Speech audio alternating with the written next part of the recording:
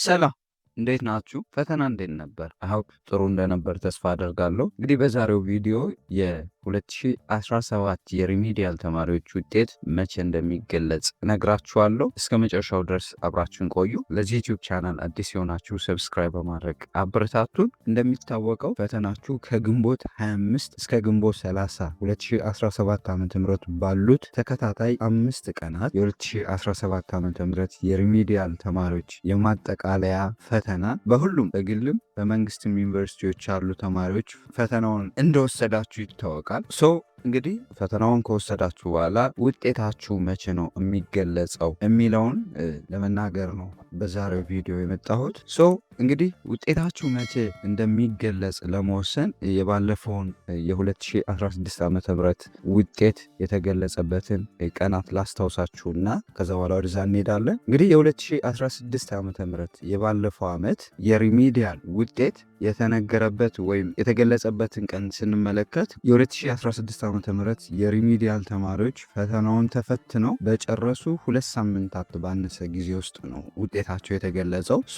ግን የዘንድሮና የባለፈው ዓመት ውጤት አያያዝ ስለሚለያይ በባለፈው ዓመት ወይም በ2016 ዓ.ም የነበረው 2 ሳምንት የቆየበት ምክንያት የውጤት አያያዝ ስርዓቱ ካሁኑ በተለየ መንገድ ነበር። እንደምታውቁት 70% በትምህርት ሚኒስቴር በኦንላይን የተፈተኑት ነበር የተያዘላቸው፣ 30% ደግሞ በተመደቡበት ዩኒቨርሲቲ ውጤት ተይዞላቸው በአጠቃላይ ከመቶ ተደምሮ ነበር 50% በላይ ያመጡ ተማሪዎች ወደ ፍሬሽማን የተቀላቀሉት። እንግዲህ 70%ቱ ከትምህርት ሚኒስቴር 30%ቱ ከዩኒቨርሲቲዎች እስኪሰራ ተደምሮ ተሰልቶ ነው ውጤታቸው የተገለጸው። በዛ ምክንያት ነው እስከ 2 ሳምንት የወሰደው። እንግዲህ የዘንድሮ ግን የ2017 ዓ.ም ግን ከዛ የተለየ ነው። እንደምታውቁት የዘንድሮ የ2017 ዓ.ም ውጤት አያያዙ 100% ከማዕከል ስለሆነ እንደዛ የሚያቆይ ነገር የለውም። ምክንያቱም ኮምፕሌትሊ ውጤቱን የሚገልጸው ትምህርት ሚኒስቴር ስለሆነ ውጤታችሁ እንግዲህ ሙሉ በሙሉ በኦንላይን ፈተና ስለተሰጣ ሲስተም ላይ ስላለ ትምህርት ሚኒስቴር በሲስተም ስለያዘው አንዳንድ ነገር ካላቆያቸው በስተቀር ቶሎ መግለጽ ይችላሉ። ምክንያቱም ሁሉ ነገር ሲስተም ኮንትሮል ስለሚያደርገው ኦንላይን ስለሆነ ለማረምም ብዙ ጊዜ ስለማያስድ እንደሚታወቀው በዚህ ምክንያት ከባለፈው ዓመት ባነሰ ጊዜ ውስጥ ይገለጻል ብዬ ተስፋ አደርጋለሁ። ምክንያቱም ያው ሲስተም ስለሆነ ያው ኮምፒውተር ስለሆነ በሰው ቼክ ምናምን የሚደረግ ነገር ስለሌለው ብዙ ጊዜ አይወስድም።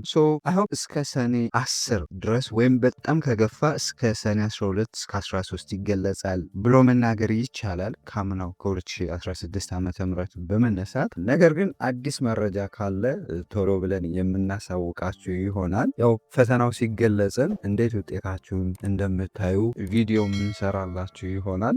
እንግዲህ ያው ከሰኔ 10 እስከ 12 ባለው ቀናት ውስጥ ውጤታችሁ ይገለጻል ብለን ተስፋ እናደርጋለን። አዲስ ነገር ካለ ኢንፎርም እናደርጋችኋለን በዚህ ዩቲዩብ ቻናል፣ ቴሌግራም ቻናላችንን ዲስክሪፕሽን ላይ ታገኙታላችሁ። ጆይን አድርጉ።